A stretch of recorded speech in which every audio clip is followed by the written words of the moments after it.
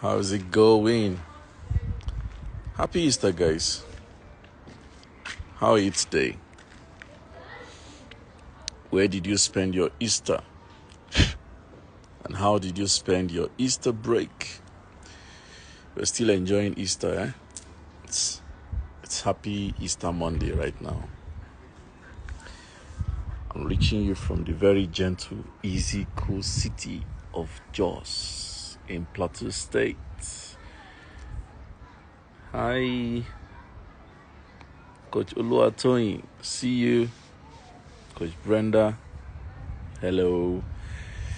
Happy Easter. Oh, Brenda, you're still in bed by this time. Oh, my goodness. I want to grow up and be like you.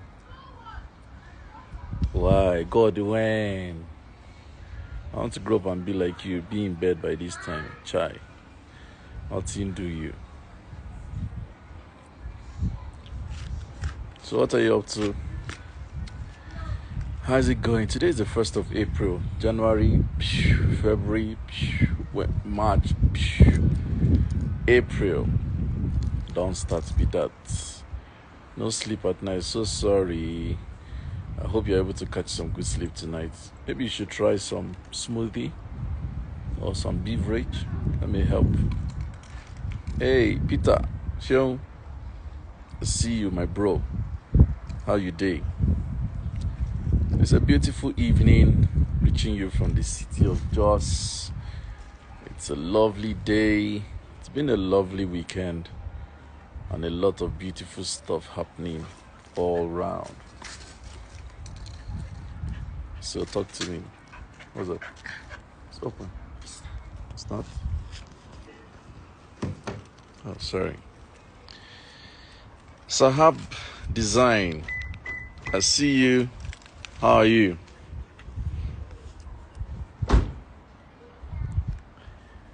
Awesome.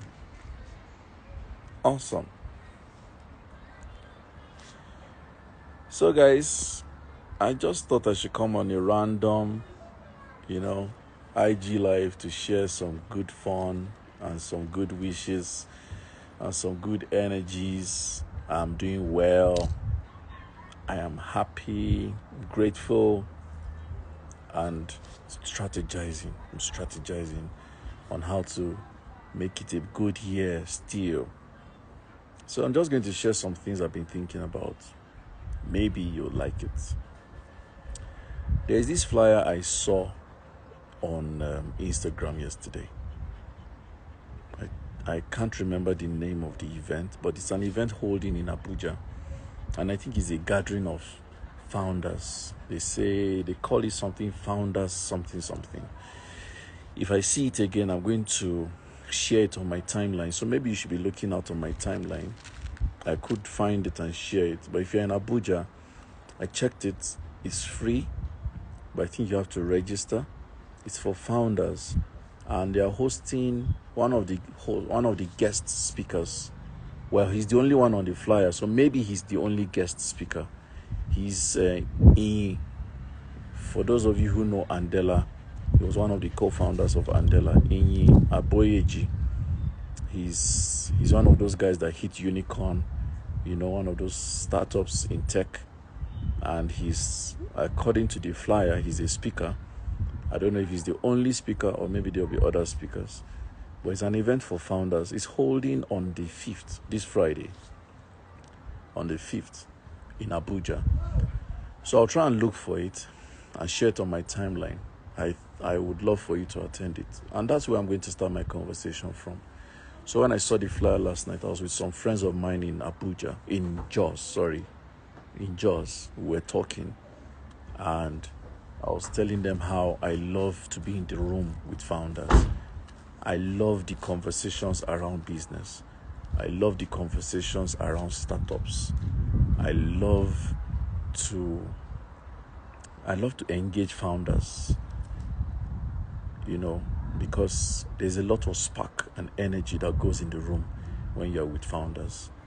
But let me talk about founders. You see the way this is going. I didn't plan to say anything. I just wanted to have like a random gist. But let me go with this energy. Let me talk about founders. Many of us in Nigeria say we are founders because we start a business. So it's not hard to start a business in Nigeria because we have a big market. Nigeria has the largest market in Black Africa. So it's not hard to start a business in Nigeria.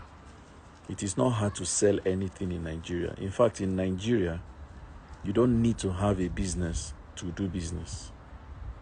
Hear me again. In Nigeria, you don't need to have a business to do business. In Nigeria, just by seeing someone's idea, if you just latch on people's idea and you are reselling it, you will make money. That's the beautiful thing about the Nigerian market. The Nigerian buyer is an emotional buyer. Well, globally, every buyer is an emotional buyer. But in Nigeria, there is a lot of naive buying. The average Nigerian buyer is very sentimental. So if you know your way with words, you will sell in Nigeria. You don't need to have a business to do business in Nigeria. But that is not what it means to be a founder. That's what I want to address. The thing about being a founder of a startup business in Nigeria and anywhere in the world is that a founder is committed to some, let me call them rules. I wouldn't like to use the word rules, but let me use rules. There's something about being a founder that has requirements of you to comply or align with some structure. Many of us doing business are not operating within structures that can help the business grow. We're not operating within structures that can help the business grow. Hey, Fee, I see you. We're not helping our ideas to grow. We're not helping our visions to grow. We're not helping our passions to grow. We're just doing like anywhere belle face kind of a thing. So today we're tossed this way, then we're tossed that way. Then tomorrow we'll get an idea wave, we go like this. Another day we'll get another idea wave, we go like this. So we don't build something that can become something big. And that is what I want to be able to bring to your notice. So what does it mean to be a founder? A founder is someone that builds an idea from nothing to when someone can buy it. A founder is someone that can build an idea from nothing to the point where somebody can buy it. And what does that mean? You catch an idea, you start the idea, and in the course of doing the idea, you begin to build systems and structure that makes the idea thrive, such that people see the idea, want the idea, can put their money in the idea, knowing that there is security enough for their funds to be safe. And one day you can actually wake up and say, I want to sell this idea because it has become an asset that has return on investment, that has value that somebody can put money on. That is what founders are. A founder is not someone who starts an idea, is the alpha and omega of the business, can decide to close shop any day, can decide to junket around the world, close their office, decide to wake up one day and start all over again, and decide to take a break. And founders don't do that. A founder doesn't operate like it's my business, I can do whatever the hell I want to do with it. Founders don't operate that way. In fact, a founder operates as though he is an employee of a bigger business. That's the way it actually works. A founder bears in mind that even before somebody brings 1 naira as an investment into their idea, they're already accountable to the potential investor that has not even come. That's how founders think. So in Nigeria, we have celebrated unicorns like Andela, like Paystack, like Flutterwave. We have solid startups like Seller, like Piggyvest, like Cowrywise, like what's that one? Farmwise, they call themselves. We have a lot of startups now in Nigeria, a lot, who are doing very well.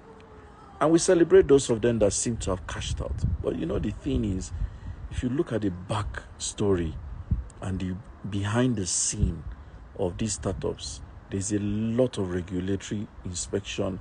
There's a lot of checks and balances. There's a lot of processes backing things up. There's a lot of accountability. Their book and records are on point. Their sustainability plan is documented.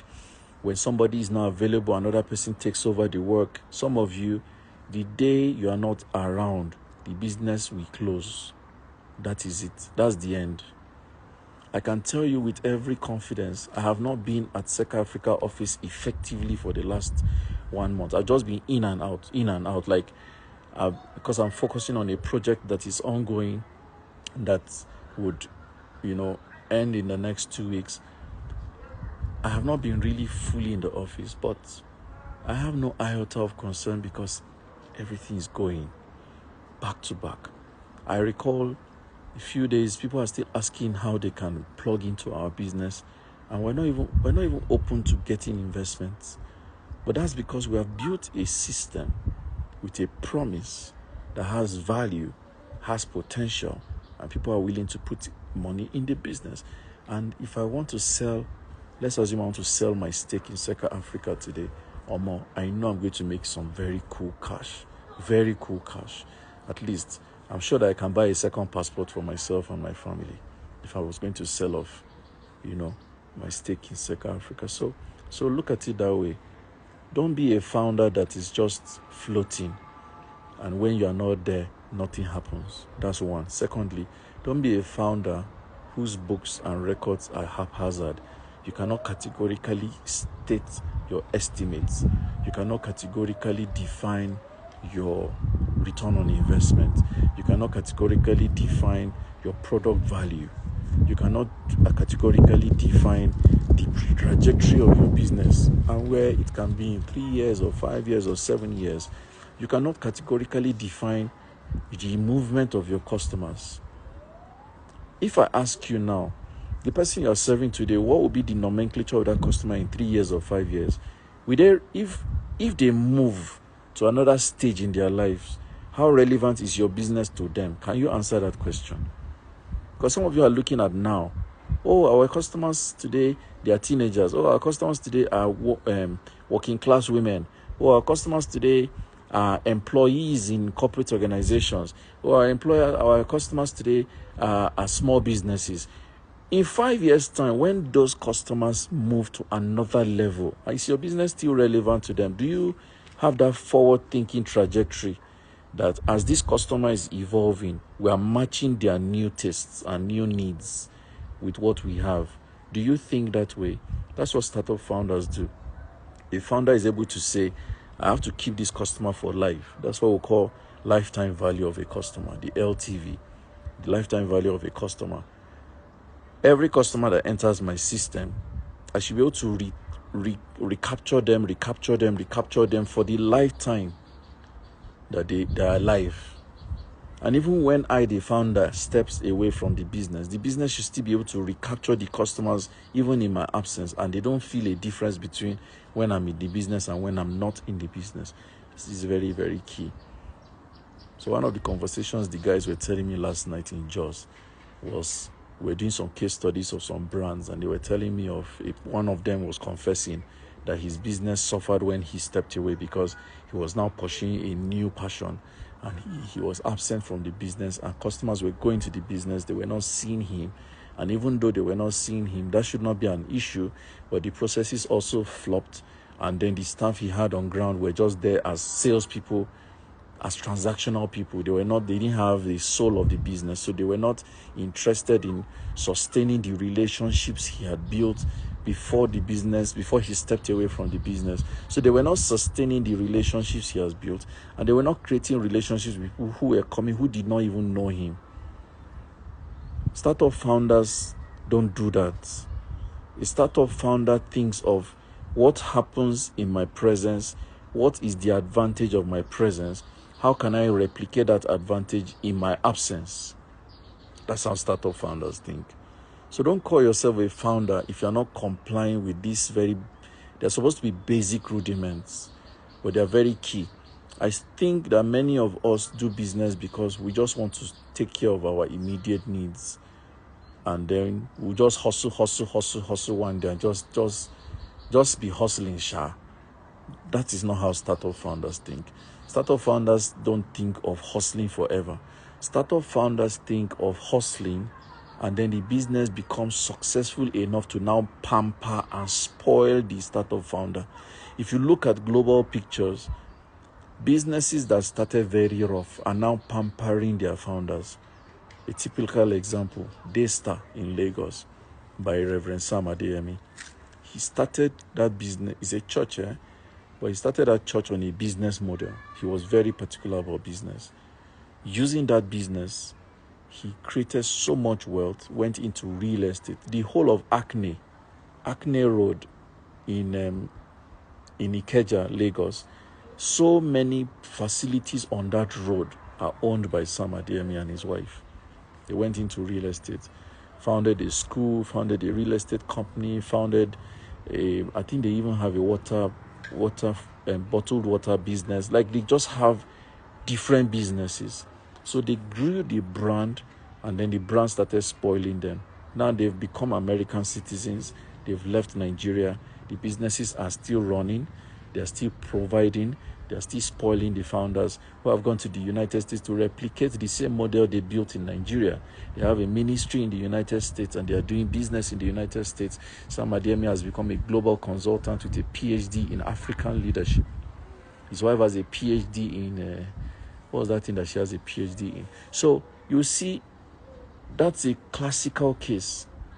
Another classical case, Leke Elder. Leke Elder started Elder Consulting as a lawyer and was building the brand and building his credentials and building his capacity. Today, Leke Elder is the richest brand expert in Africa. He advises governments of Africa. In fact, when election is holding in African countries, some African countries, he is usually invited to come and tell them the chances of the candidates of political parties, so that parties are hiring him as their consultant for political strategy. The guy is now being pampered. That is how business is supposed to be. You're not supposed to be hustling, and say, God is just helping us. God is just helping us. Your business should take care of you. But your business will not take care of you if you are not taking care of the business.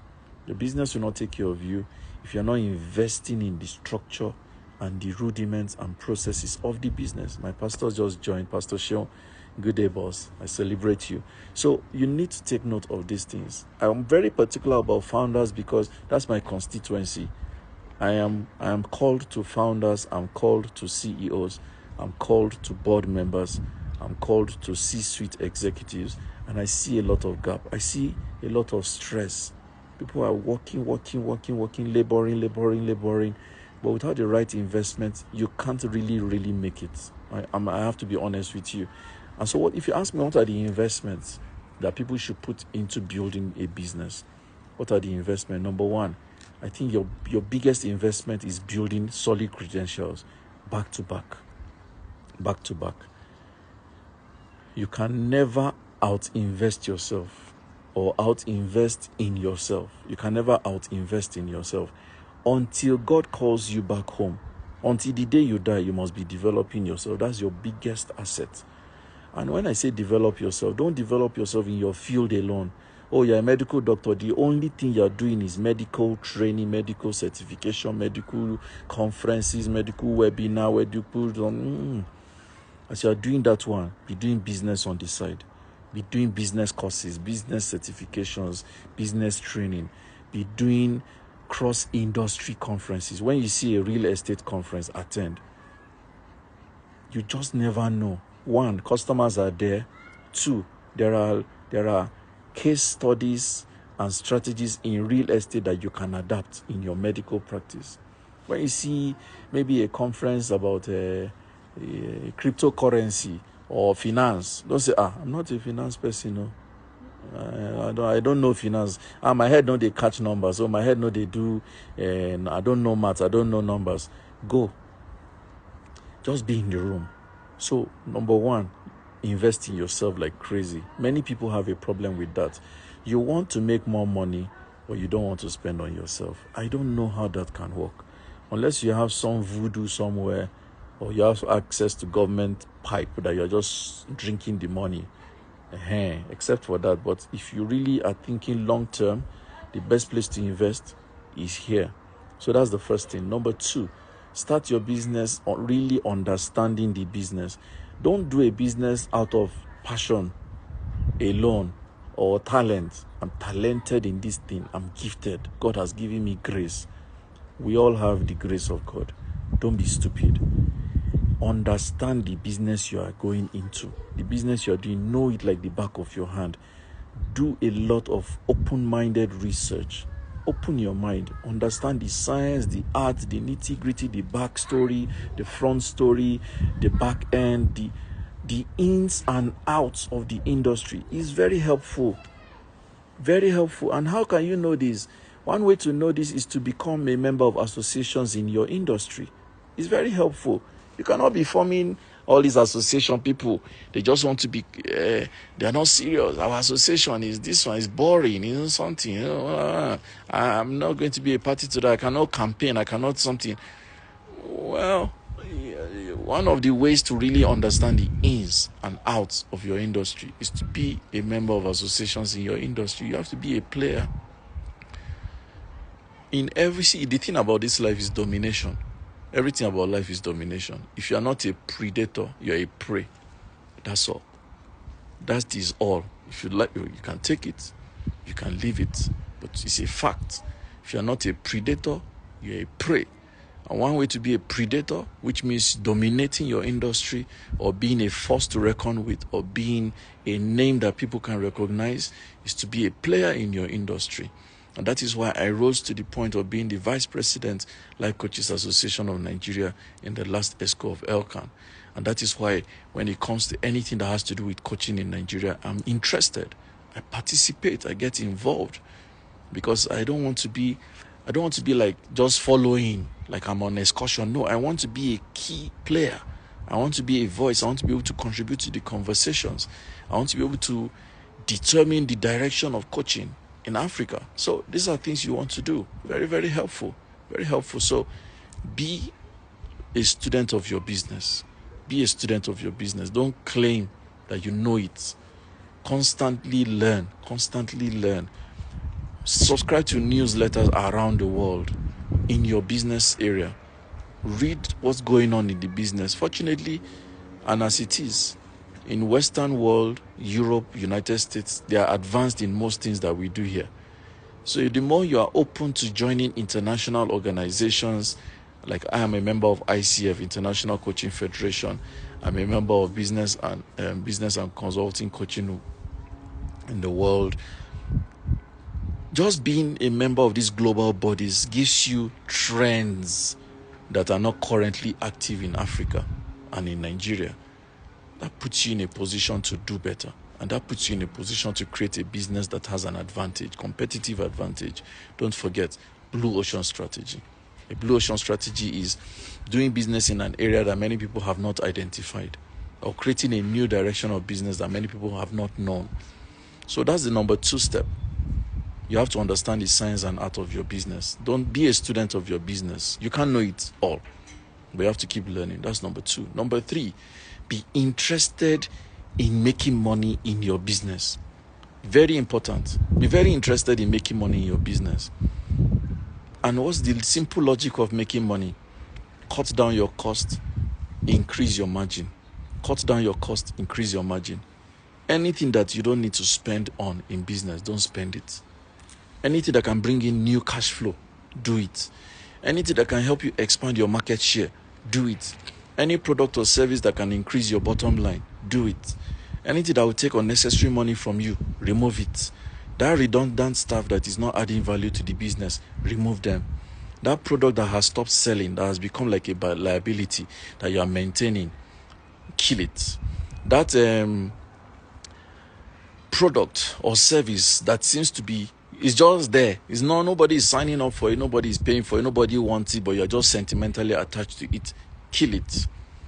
That service provider that is ripping you off, renegotiate with another service provider. Close that one. Anything that is taking too much money from your business, do away with it. Increase your margin. A business that is not making money, I don't even know whether to call it a philanthropist business, because even philanthropists get money in form of donations and grants. So you have to be disciplined to make money in your business. Ram Charan, a Harvard professor, says money is the lifeblood of business. If more money is going out than money is coming in, your business will die. And that's just facts. If you're getting in more money, more than you're spending, fantastic. If you're getting out more money than you're getting in, sorry, it's a function, it's just a matter of time. You will start borrowing. And when you start borrowing, you enter debt. And once you become indebted and you're not getting money to pay, you go bankrupt. And once you go bankrupt, case closed. So you don't want to do that. And your business cannot pamper you if you're not making money. You have to make money. Number 4, make more money. The primary business will make money for you, that's true.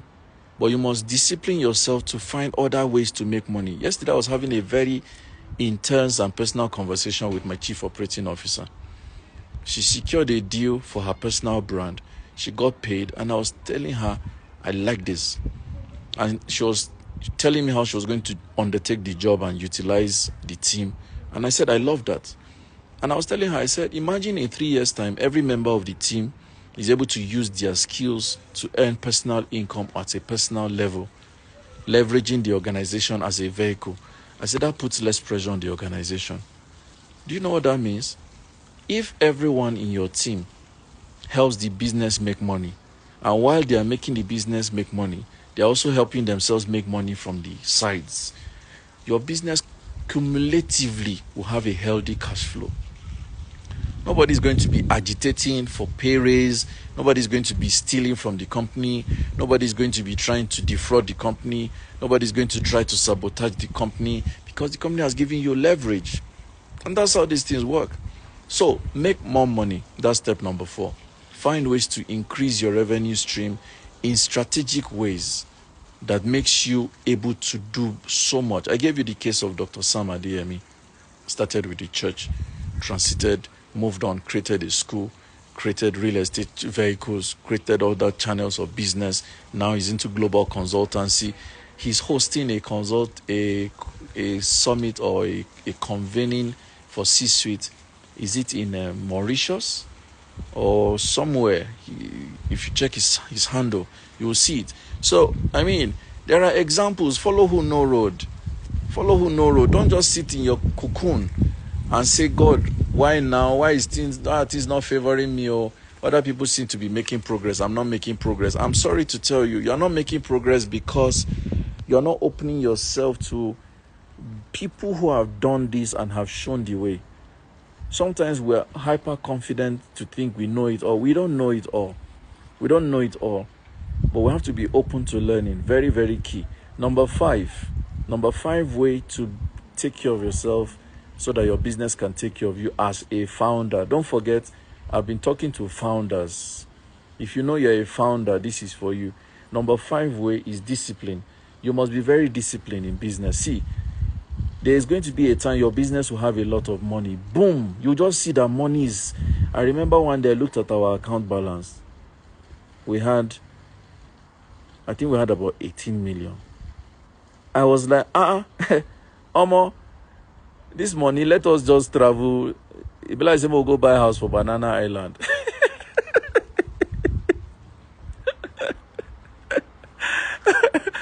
You have to be disciplined. Your business will make so much money. Then you will now feel like, what is left in this world? Let's just start blowing the money. Don't blow the money, oh. Because this life, like the story of Israelites in Egypt. The time of abundance, then the time of scarcity or famine. This life is a cycle. There is a time your business will make plenty money. When your business is making plenty money, that is when to be extremely careful. Invest. Real estate, international stocks. Please invest. Please invest. Please invest. Divest. Find a company that is working. Put your money there. Buy real estate in the name of your company. Buy bonds. You could even do low-hanging fruits like fixed deposits. Those are low-hanging fruits. They are not really profitable like that. But they are low-hanging fruits. Don't just sit down and say, wow, the God has done it. We don't arrive. You start blowing down. That's when you're now buying designer after designer, designer bag, designer shoe. You're flying first class ticket abroad. Please, so. There's something they say in financial school. They say, if you don't have 3 times the cash, you cannot afford whatever you want to buy. If you don't have 3 times the cash, you cannot afford whatever you want to buy. So please, let's be careful. The intimacy master says she's frustrated already. How can I help you on this call? I have another 5 minutes, then I'm done.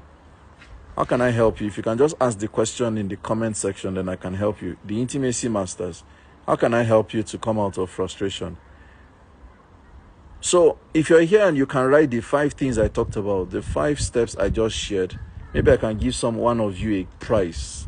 I'll give one person a prize. The first person to type the complete 5 without being interrupted. Make sure that your 5 points are not interrupted before you finish. The first person to type the 5 points without being interrupted, I will give you a gift. I'll send you I'll send you 5K as a gift. So let's see who is going to win that prize. So the intimacy masters, how can I help you? Do you want to type it here? Or do you want to send me a DM? Or do you want to send me an email? My email is samobafemi@secaafrica.com.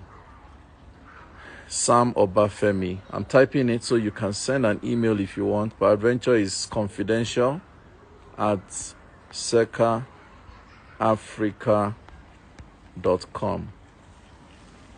Sam Obafemi@secaafrica.com. Send me an email. Okay, so you can't call me. I won't be able to take a call, but I can respond to your email. So I've sent my email. Hey Loba says, I'm Loba, 18 years old business founder. My business did good revenue, but it's relatively small. Do I reinvest or put it in stock? Reinvest that in your business. That's too small for you to put 80K. Reinvest it in your business. Maybe recapitalize your raw materials. Maybe sign up for coaching. Yes, that is something I should talk about. As a founder, you should have a business coach. I will say this every time I have an opportunity. You must have a business coach. Many of you, you think that you are Alpha and Omega. None of us has it, None of us. The best CEOs have business coaches. They have someone that is putting them on their toes. They have someone that is helping them get things done. They have someone that is driving them. I have my coach. I have 2 business coaches. Even my friend Enahoro is my coach. He's my friend, but he's my coach. Because there's a way Enahoro thinks that I like. Don't go. That's why Enahoro is on my board. He's my friend. He's the CEO of GIG Mobility. God is Good Mobility. But he's my friend, and he's always putting me on my toes. Sometimes when I want to take a strategic decision, I go to him and we chat, and he asks me some questions, and I'm like, I didn't even think of it like that. So don't think that, Shebi na me get this business. God gave me the vision. God gave you the vision, but God needs you to build it. You need a coach. So if you are a founder, please make sure you have a business coach. So, hey Loba, I would advise you reinvest your 80K. It may be as simple as hiring a business coach. If you can afford a 3 months coaching, it's okay. If you can afford 6 months coaching, it's good. If you can afford 1 year coaching, it's okay. But hire a business coach. Nnamdi the surgeon, my bro, Nnamdi Ibe just joined this call. He's someone you can hire. That is for Loba. You can hire the surgeon. He's a fantastic structure and process coach, and you cannot get it wrong. So that's my advice to you directly. That 80K, go and look for more money, hire a business coach, and it will go a long way. And by the way, well done. You are 18 years old. I'm proud of you. This is so nice to know. This is so nice to know. What business do you do, Loba? If you can share, that would be nice. So,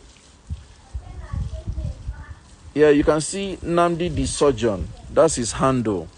You can follow him and send him a DM. Look for the money. I know saying Namdi na my oga, he go get plenty money. But look for the money and pay him. You will not regret it. I tell you. Many of us think that hiring a coach is waste of money, is something. Oh, if only you knew, honestly. So well done, Loba. I see you have a footwear brand. Okay, that's great. That's great. So guys, my time is up now. I have to run. I hope I added some value to you guys. Happy Easter. Have a beautiful week and enjoy yourselves. Don't take your business lightly. Take care of your business and your business will take care of you. I am the octopus. God bless you guys and goodbye from me. Ciao.